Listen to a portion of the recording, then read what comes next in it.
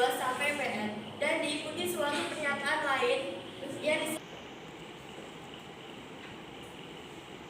selanjutnya ada metode yang digunakan, yaitu ada afirmasi, hukum inferensi. Dalam metode ini terdapat 7 yang menggunakan 2 konstruksi premis yang salah satunya menyangkal. Disjungtif. Kalau simbolnya seperti ini itu disebut konjungtif. Paham? Selanjutnya silogisme disjungsi. Silogisme juga disebut sebagai penyimpulan tidak langsung karena konklusi diambil dari 2 permasalahan yang dihubungkan dengan cara tertentu. Silogisme disjungtif adalah disjungtif. Ada terjadi 2 ya. Yang pertama pembuktian langsung dan pembuktian tidak langsung. Pembuktian langsung adalah metode pembuktian tidak langsung. Yang pertama kontrapositif atau kontrakal pernyataan dengan menunjukkan bahwa itu pasti akan mengarah pada kesimpulan yang konyol, tidak masuk akal, atau untuk membuktikan pernyataan dengan menunjukkan bahwa jika itu salah, maka hasilnya tidak masuk akal atau tidak mungkin.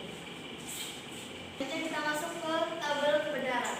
Metode ini digunakan jika terdapat 2 premis dan premis tersebut tidak ada hukum inferensi logika. Dari tabel kebenaran ya. Baris kedua, 4 dan baris 6. Baris yang semua premisnya bernilai true atau fake. True, maka argumen tersebut valid. Kanaan adalah proses mengubah bentuk ekspresi logika menjadi lebih sederhana dengan menggunakan hukum-hukum ekivalensi dalam logika. Tujuan dari penyederhanaan ini adalah kemudahan dalam mengoperasikan ekivalensinya dengan ekspresi logika yang lain. Kita lihat contohnya.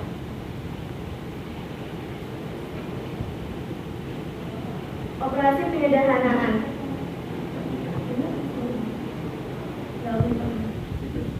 Ini ada contohnya ya. Itu A disjungsi 0. Konjungsi A disjungsi negasi A. Itu contohnya. A disjungsi 0. Konjungsi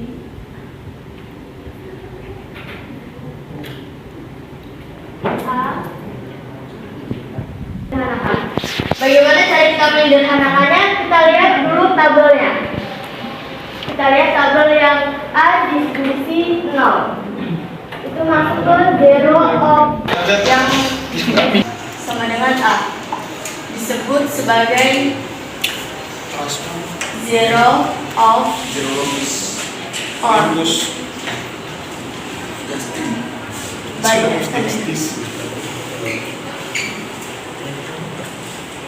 A negasi A sama dengan A negasi 0 itu sama dengan A. Berarti yang kita tulis di bawahnya itu yang sama dengan A. Kita turunin ke bawah. Setelah itu yang ini kita turunin ke bawah juga.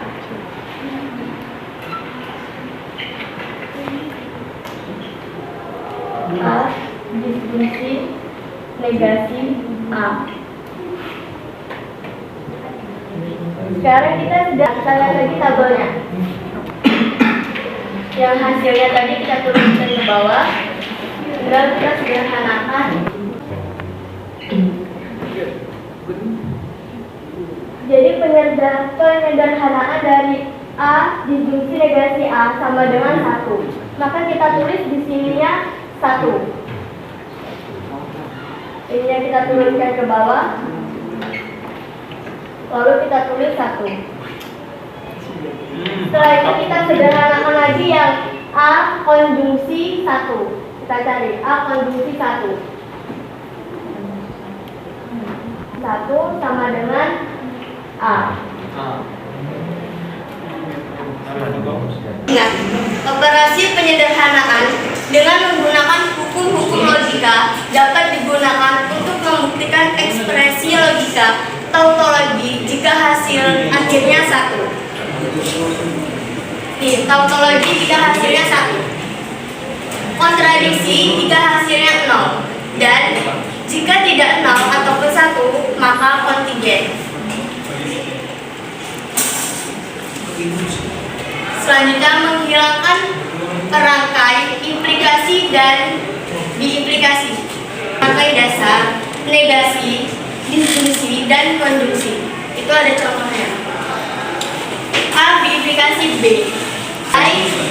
Kan kita ingin mengubah implikasinya, jadi kita ubah dengan negasi A, konjungsi B.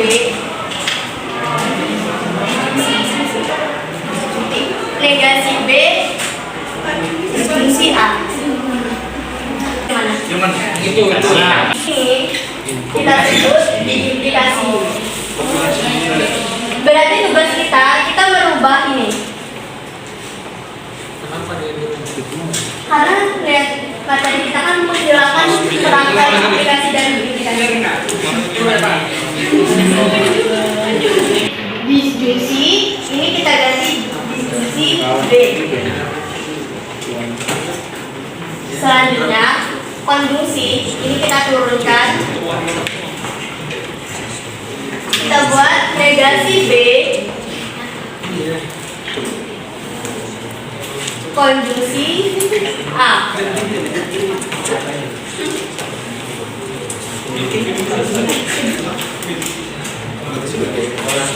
Selanjutnya senilai dengan negasi A, konjungsi B,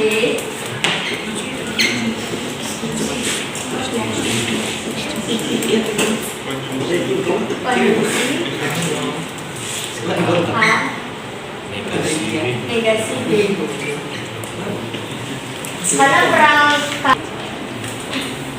Selanjutnya perangkai dasar. Perangkai dasar disebut juga dengan perangkai cukup. Ketika ketiga perangkai tersebut membentuk database yang menjadi dasar sistem digital, perangkat cukup menunjukkan bahwa perangkat konjungsi dapat diganti dengan negasi dan disjungsi. Sedangkan perangkat disjungsi dapat diganti oleh negasi dan konjungsi.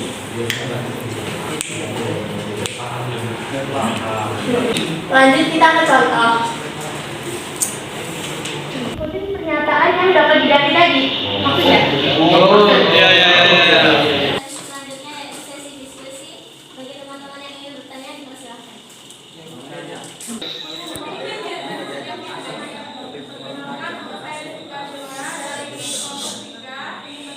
Tadi kan ada proporsi mayor kan?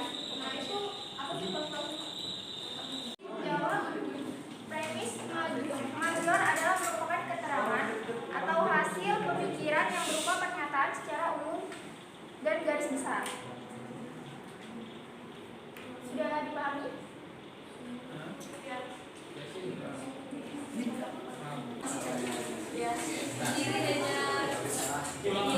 Silogisme hipotesis itu kan argumen yang premis mayornya berupa proposisi hipotesis. Nah, proposisi hipotesis itu apa? Bisa jelasin proposisi hipotesis? Baik, ini dijawab dari meja. Proposisi yang menunjukkan pada kebenaran yang bersyarat. Itu termasuk proposisi kondisional hipotesis. Ya, ada masih kurang jelas? Perlu contoh? Jadi, hal ini bisa dilihat dengan jika hujan terjadi, maka tanah akan becek. Jika tidak hujan, maka tanah tidak akan becek. Jadi kalau nggak hujan, tanahnya akan becek.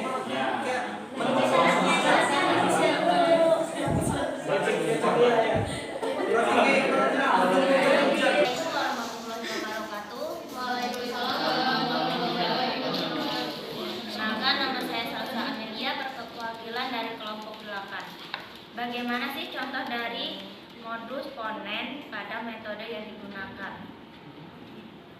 Ini menjawab pertanyaan dari Salsa. Modus ponen itu terdiri dari 3. Yang pertama ada premis pertama, dan kedua ada premis kedua, yang terakhir itu kesimpulan. Premis pertamanya itu jika saya mencuci mobil. Terus premis kedua itu jika cuci mobil. Ya, cuci mobil.